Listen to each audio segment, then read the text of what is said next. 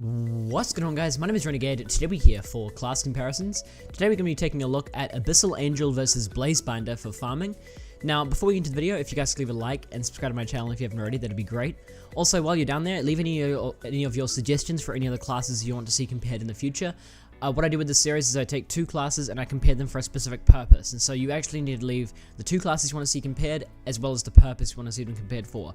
The suggestion isn't really that useful to me if you don't give me a purpose to compare them for. So yeah, remember to do that. Also, one more thing, I'll quickly talk about what makes a class good at farming, just so you guys can understand what I'm talking about and why I'm saying the things that I will say in this video. A good farming class, in my opinion, needs to be able to take down monsters quickly, whether that's with AoE abilities, which is generally how they do it. They'll have AoE abilities which will attack more than one monster at once, obviously taking down more monsters at a faster rate. That's generally what a farming class needs. Now, to complement that, you are attacking lots of monsters, so you need to have your health to be fairly consistent. Otherwise, you're gonna if you take quite a bit of damage at once, and you're gonna die, obviously, and it's just gonna make it slower. So you need a heal pretty much, and you need to be able to sustain your health. That's pretty much all it is. You need to be able to attack monsters fast, you need to be able to kill monsters fast, and you need to be able to keep your health at a reasonable level. You need to not die, pretty much. Without any further ado, let's get into the comparison. Alright, so we'll start off with Abyssal Angel. Right off the bat, I'll call out its weaknesses, and then I'll talk about its strengths. Its weaknesses for me, I've found that it doesn't deal enough damage straight away. What I mean by this is its attacks and its abilities deal very, very low damage in comparison to other classes. An example of this would be its moderately strong damage ability. It says on a photic overdrive, if Vantage Point is in play, you send shadow images striking up to 4 targets for moderately strong damage. This moderately strong damage is only about 800 crit with a stable weapon. Really not that powerful at all. Its auto attack is about the same. 800 crit is where it sort of maxes out if you've got a stable weapon. That's basically the two main damage abilities there. You really aren't dealing that much damage with other abilities. In fact, I don't think you're dealing any damage at all with other abilities. Yeah, no, that's literally all of it. Actually, no, you got one more ability that... No, you're literally just dealing damage throughout your second ability and your first auto attack. So you're really quite disadvantaged in terms of its damage output. It really only has two main damage outputs. It's auto attack and its second ability. And both of those there do very little damage. They very rarely hit higher than 1,000, which is quite disappointing. Its cooldowns on the class as well are quite long. I'll read them out here. We've got an 8 second, a 12 second, a 30 second, and a 13 second. So none of them are really spammable, and this makes for a not very satisfying class to use, as well as the fact that, again, yeah, you're not dealing much damage because you can't really spam anything. You can't really... Those numbers that I mentioned before, 800 crit, that might seem okay if you can get it quite often, but you're really just getting that every now and then. That's a crit I'm talking about. It's really quite disappointing. Now, it makes up for this in the sense that its auto attack, what it does is it'll apply a DOT, and it stacks this DOT for 6. So what this does is every time it stacks, it applies another 50 to the enemy. So if you've got all 6 stacks in play, then you'll have a 300 DOT on 3 enemies within the room. So it's pretty strong in terms of that there. 300 DOT might seem like a pretty good DOT, but then again, if you're combining that with the auto attack damage, you're still only getting about 1.2k, 1.3k sort of thing. So it's not too good. By the way, that number 1.2k, 1.3k is the DOT combined with the damage dealt by the auto attack. Its other effects that it applies in the class, though, I talked about 2 damage abilities, and then it's got 3 other abilities within the class, of course. It's got an ability called Flight, and what that does is it increases your hit chance and dodge chance by 15% for 6 seconds. Also allows you to focus all your fire on one target, so that essentially negates the AoE effect, empowering your arrows and increasing your overall DOT damage by 50% for the duration as well. Not too good for farming. That essentially negates the DOT, but then again, your next ability over, which is the photic overdrive ability that I mentioned before, if Vantage Point, which is the effect from the negate AoE ability, if the Vantage Point thing is in play, it actually attacks 4 targets for moderately strong damage, applies a ghast, and it stuns the opponent. So yeah, it can get a stun in there. so that's okay, I guess. If you really need to heal up or really taking a lot of damage, you can quickly stun, and then you bam, you're good for a couple of seconds, 3 seconds to be precise. Your heal is another strength of the class, I believe, in my opinion. It essentially doubles your health for about 10 seconds. It applies in a high HOT, and it doubles your health. It doubles your endurance, to be precise here. And your endurance is tied to your health, so what that does is it'll just increase your health by quite a bit. The high HOT is accurate when it says high. It's about 300, and that lasts 10 seconds, so it's 10 ticks. And so that's really quite strong. You gain back a lot of health. I personally prefer it to Blazebinder's heal. This one is much more instant. It applies at quite a large HOT in comparison to Blazebinder's, so it's quite an effective HOT.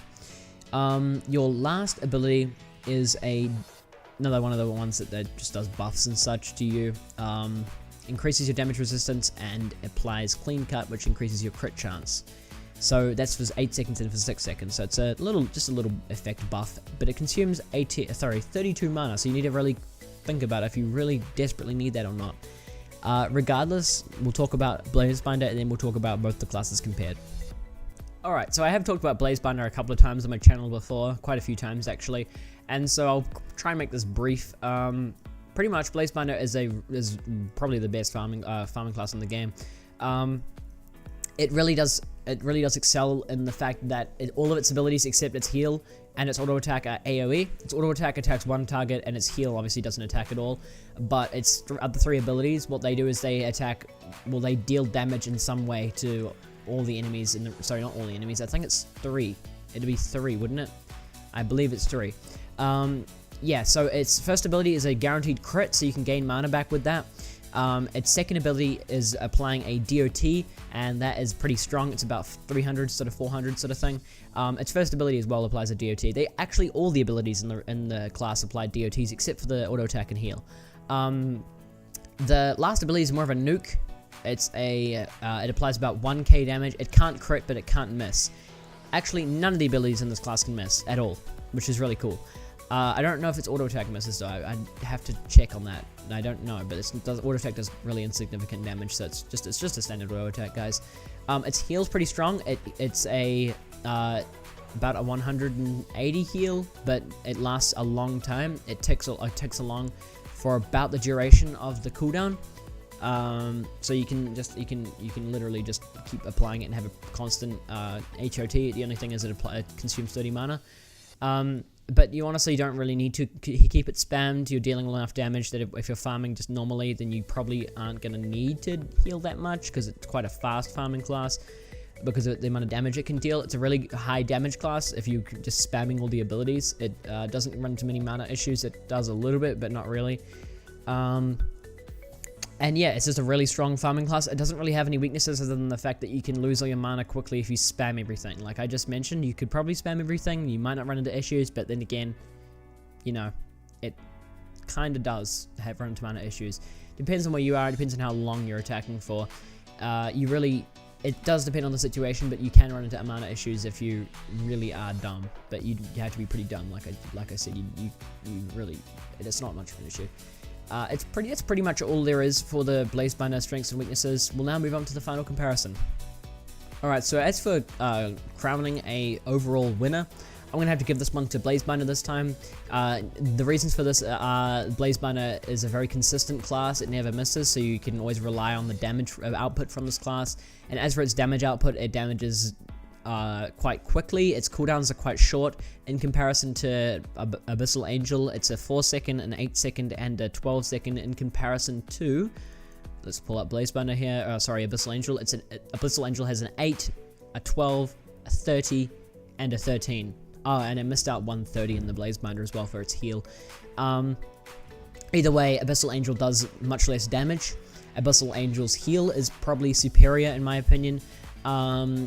Although, in saying that, its cooldown is much longer, so it depends on what you want to do. But yeah, Abyssal Angel gets back its health very quickly, whereas Blazebinder sort of gains it back gradually. So you sort of have to be thinking for the future with Blazebinder, whereas with Abyssal Angel, you can sort of instantly gain back a lot of health.